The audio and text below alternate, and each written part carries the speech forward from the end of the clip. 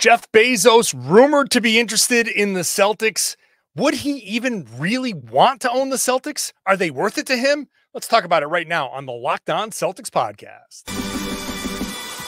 Thanks to Blockbuster brand, it's holiday season. Drop Drew in the mix, and 3 from KP. No, we not on the Knicks. Flushing competition like Al on Giannis.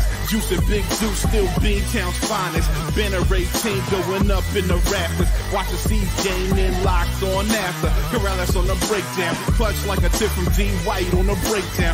John on the mic, documenting domination. Matter pen a back bay, it's all C's nation. Rain and J's, how we started raising business. How we finish. Locked on Celtics pod, home of the winners. Peace. Hey there, welcome back to the Locked On Celtics podcast, right here on the Locked On Podcast Network, where it's your team every day. I got you Monday, Wednesday, Friday through the slow period of August and September, but late September, mid-September even, we're going to start going back to 5 days a week very, very soon. So make sure you're subscribed wherever you get your podcast. Watch the show on YouTube, get in the comment section and let me know what you're thinking.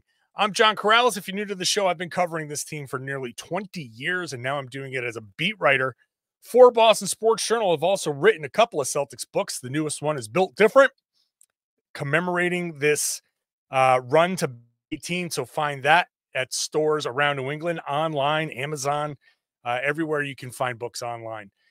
So today's show is brought to you by FanDuel. Now through September 22nd, all FanDuel customers can bet $5 and get a 3-week free trial to NFL Sunday Ticket from YouTube and YouTube TV. Visit FanDuel.com/lockedon to get started. Today, we're talking about Jeff Bezos. The rumors, mostly from Bill Simmons, even though there's a report out that says, nah, he's not interested in the Celtics. Who knows if he is or he isn't. I'm going to say I don't see it.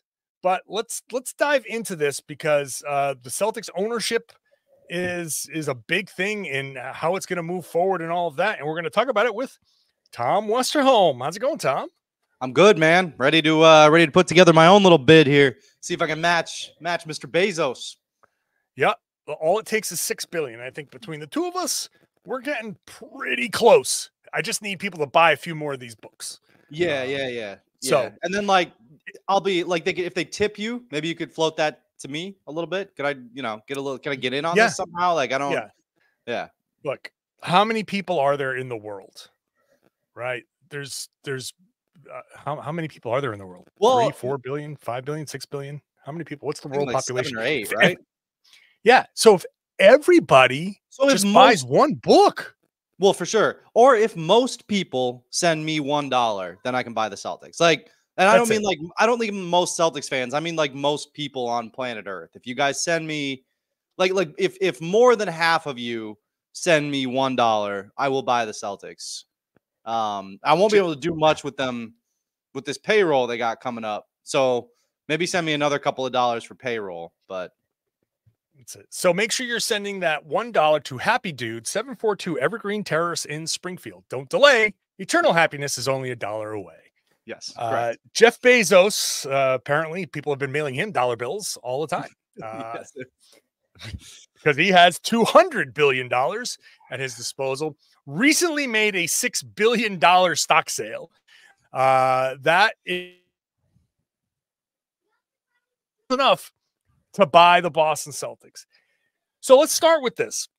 Yeah. There is this feeling that because the cost is so high that owning an NBA team is now exclusively the purview of the ultra rich, that it needs to be somebody like Bezos to come in. And we're using Bezos as the guy who could be buying the team, and also as an avatar for all super rich people who have means to buy the team. I don't think it has to be this. Where do you land on a Celtics, the next Celtics ownership group? Can it be a group? Can it be the group that I'm thinking, like Pagliuca leading a group of people buying a majority of the team? Or does it have to be a dude that is like one of the 5 richest people in the world that comes in and takes over? So I think a few things on that. I think when you start to look at some of these teams, because there's NBA teams, right? And then there's like NBA teams. Like there's like, your Timberwolves, your teams where it's like smaller market teams. And then there's teams that are legacy teams and that are teams that are in big markets. Because like the Clippers, don't know that I would call them a legacy team, but like they're a Los Angeles team. That's a little different, right? And the Celtics are one of those teams, it is funny. I mean, they don't own their stadium, so you're not getting that, but they're still the Boston Celtics. They are still as legacy as it gets. You are buying one of the most accomplished and storied franchises, in sports history. That's, that hits different. It hits the wallet different, So I think that I think is kind of a crucial part of this, right? Is like you can, I think you could get a group together, but you have to, you have to be cognizant of the fact that this is not, you're not, I'm not trying to disrespect anybody's teams, but like, you're not buying like the Memphis Grizzlies or, you're not buying like, you're buying the Boston fact. Yeah. Right. That's not a disrespect. Yeah. Yeah. Like, so listen, the Celtics, the Lakers, even the Knicks, as much as we want to clown the Knicks, no, 100%. Legacy team in the middle, like that, like those teams are part of the legacy. And there is a cachet. There is a little something extra. You own the Celtics. You are now the person who is calling the shots for one of the most popular franchises in all of sports, right? Yep. Just it's, you're talking about, Premier League the other day, and there are a few teams in the Premier League that transcend those. There are a few teams in basketball that transcend, where you could be walking in Budapest and somebody walking down the street could be wearing Celtics gear, and it won't be surprising. You'd be like, oh wow. But that happens basically in most countries, that there's there's also a Lakers fan. There's also like a Bulls fan. There's all of those are true. So there is something to the shiny kind of, hey, everybody, look at what I just bought. This, you don't have this. I'm the only one who has this. So in that regard, but it's real quick on that though. The Celtics they're not just shiny. They're also, it's like you could buy like a brand new built mansion, or you could buy a beautiful building that was, built in like, I don't know, something. It's got ivy on the walls. And it's like, it's like, there's almost this, because it's not just shiny. It's also old, it's also like, oh yeah. It's like the difference between old money and new money. It's like the Celtics are kind of old money. They are like, this is like an institution. Which leads me into, that is the exact reason why I don't think Jeff Bezos would want to buy the Boston Celtics, and why one person buying the Celtics is probably not going to happen. We'll talk about that in just a second. Today's show is brought to you by FanDuel. FanDuel is America's #1 sports book. We talk about it a lot. And here's a great reason why they're the #1 sports book, because we've got a little something different for you this time around.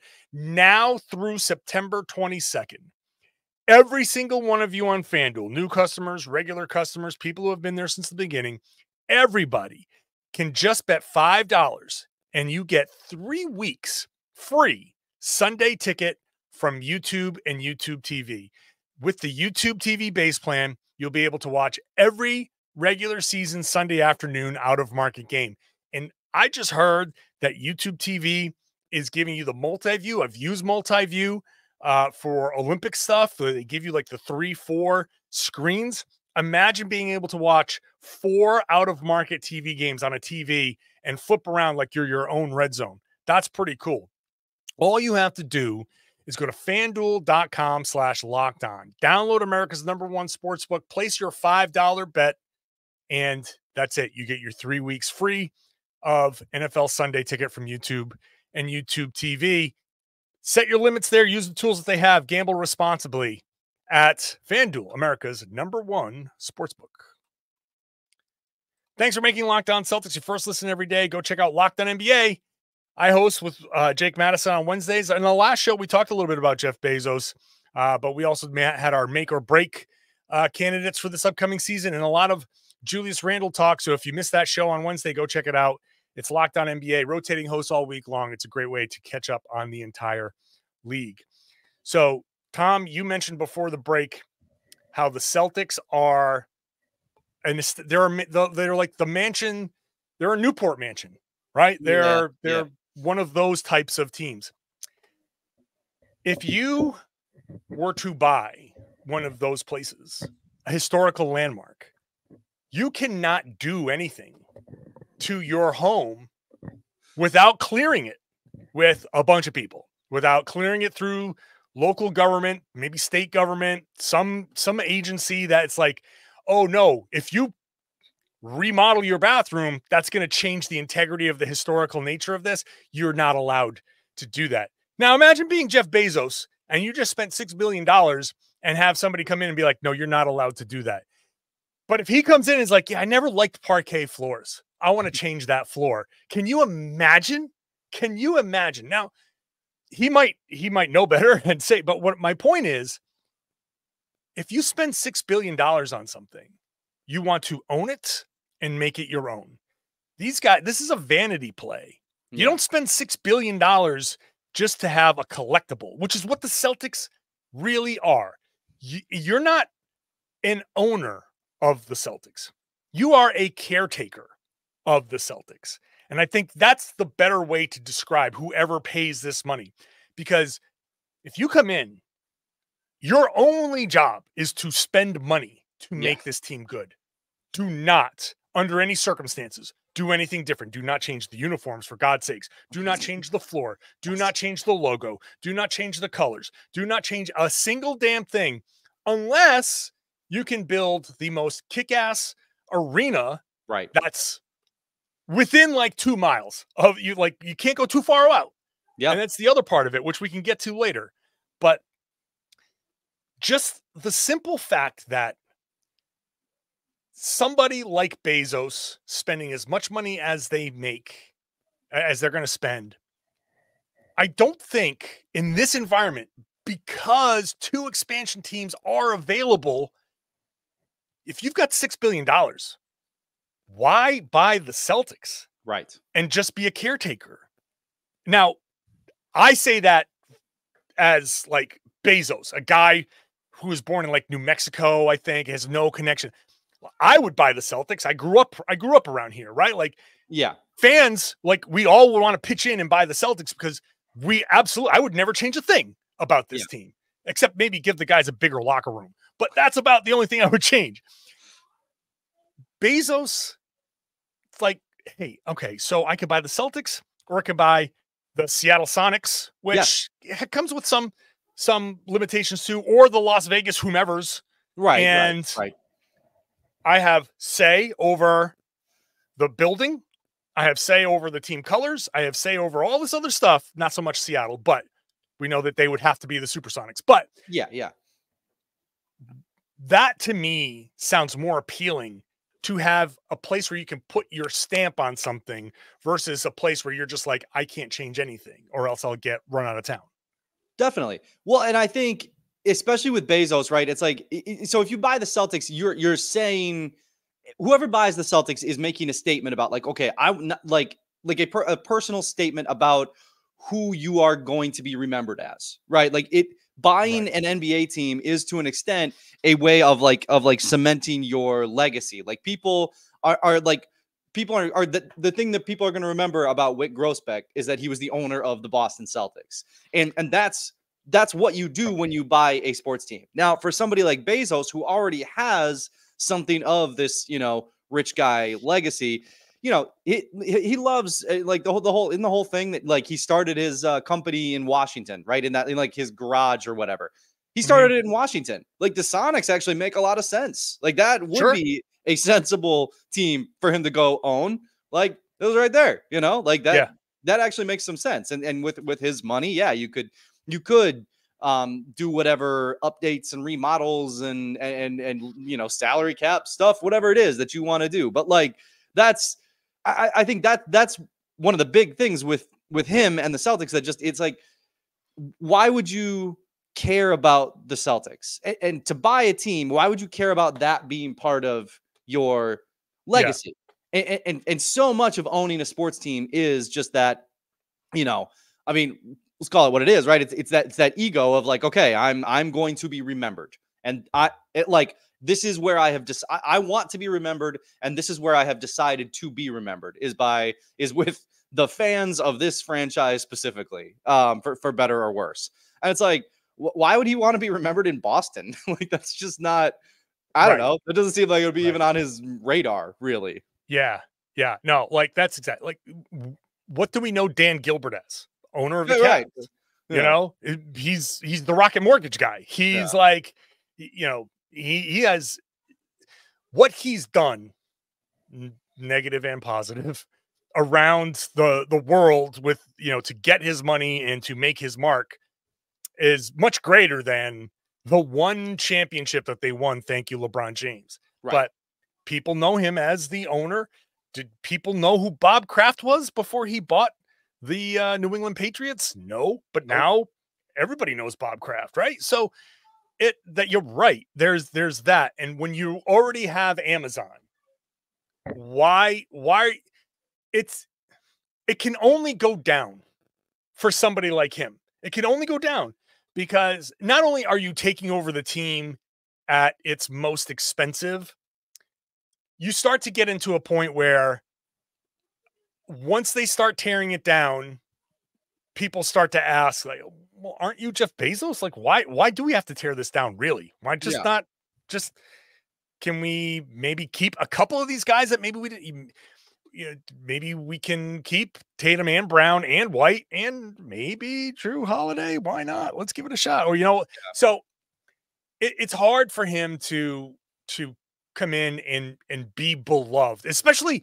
you know, he doesn't have exactly the best reputation. Like Amazon, if anybody pays any attention to Amazon's work practices and stuff like that, it's on a personal level, I mean, look, I would find it difficult to like, I don't know. Yeah, like I would not enjoy writing about or talking about this. When it's like, but this is just helping out Jeff Bezos. Like, right. No thanks. Right. Like, so unless the fans get an absolute experience unlike any other, he would have to supercharge the Celtics. We would have to be talking about banner 28.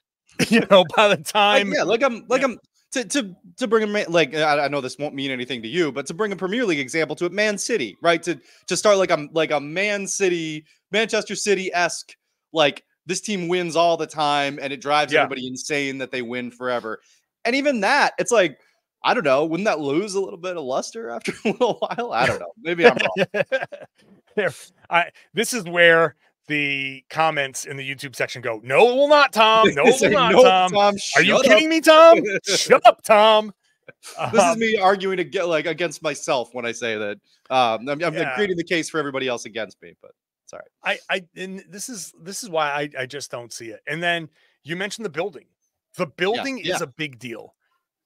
Right. Because that's the thing that would actually be that would add a lot of profitability. And then if you're talking about profitability, the whole conversation changes, because then it's like, okay, now it's an investment. Now it's not just a vanity play. Now it might also be something that could build wealth, but it's like, you don't have that with this team.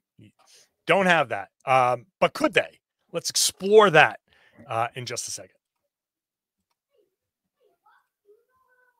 Today's show is brought to you by BetterHelp. Now, I've benefited from therapy. I think a lot of people can benefit through talking through some things, and BetterHelp is a great way to do it because you cut out the long process of finding which therapists are in your area, and if you don't click with that therapist, finding another one, finding the time, all of that stuff. BetterHelp is designed to be convenient, flexible, suited to your schedule because it's all done online.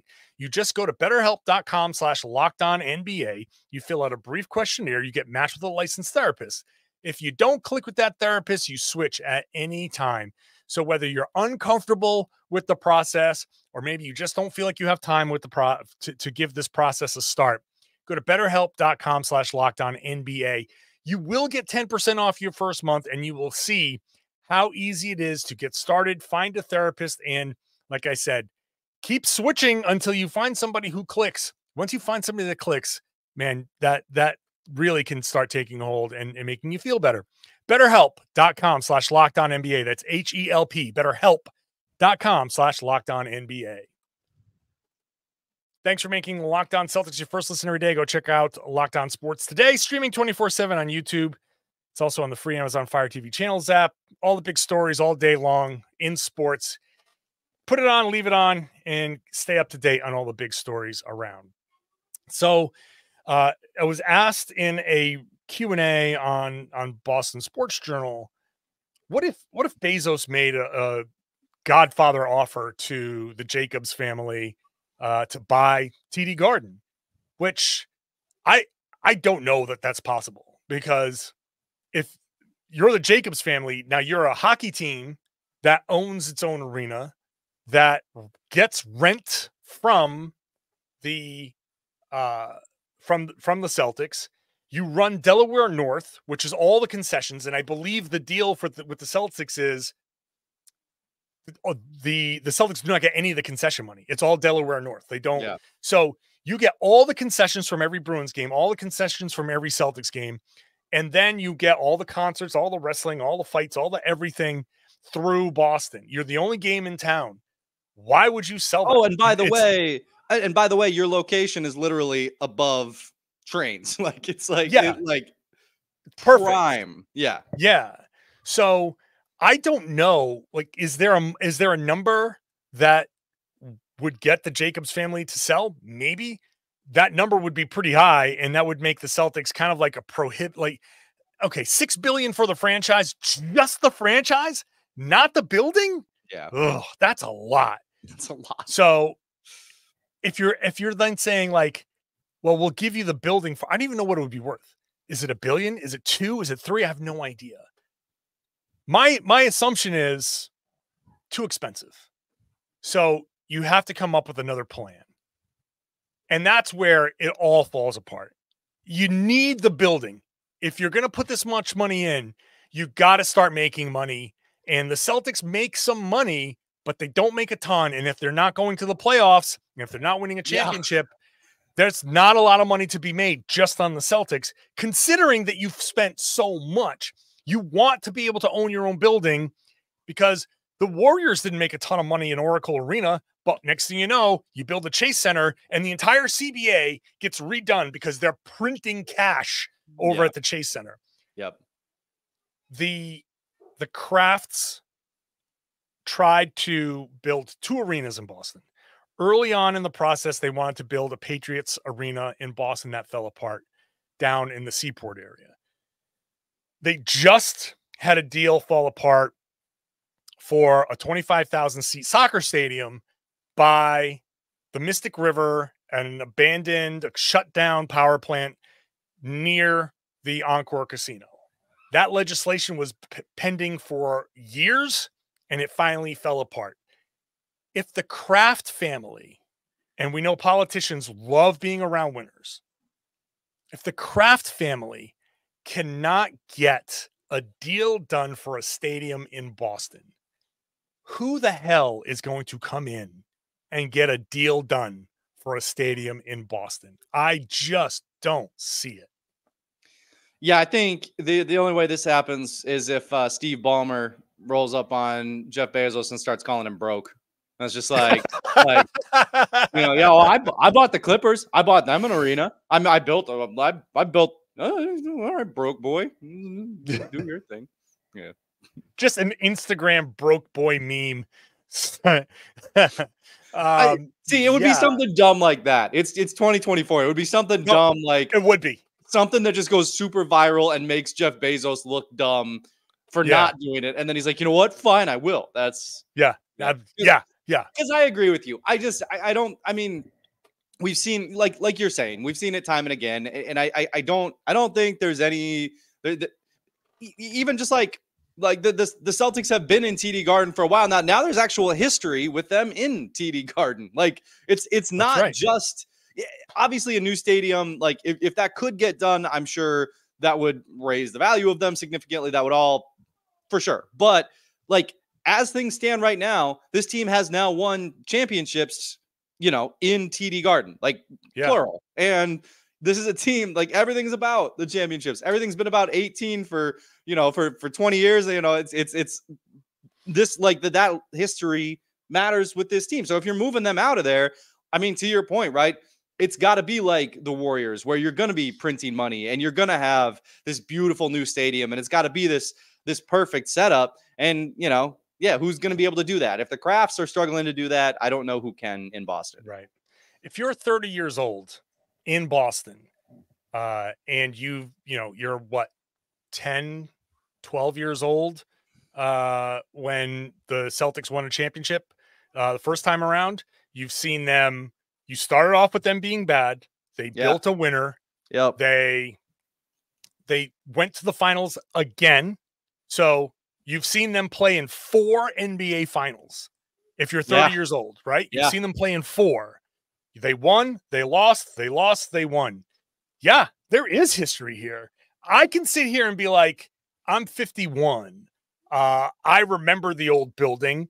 I remember seeing it get ripped apart. I know that the Celtics current bench area was somewhere around the free throw line of the old Garden. It's different to me, because to me, it's still a new building, even though it's been around for a long time, it's still the new building. So my opinion is I'm okay with building a new one, because you already tore down the one with all the championships. Sure. You know what I mean? And you tore that down. They tore down Yankee Stadium. So if you can tear those places down, then you can go to a new Celtics arena. You can even go to a new Red Sox arena. I'm sorry, you can do that. It's allowed. I just lost all the Red Sox fans. Yeah, I was gonna say you thought the comments exploded earlier. Oof. Hey, listen, I'm 6'5". Anybody over 5'10" knows that sitting at Fenway over 5'10" is tough. I love Fenway Park, but if they decided to build a new one with seats that actually face the field and can actually fit somebody like me, then you know what?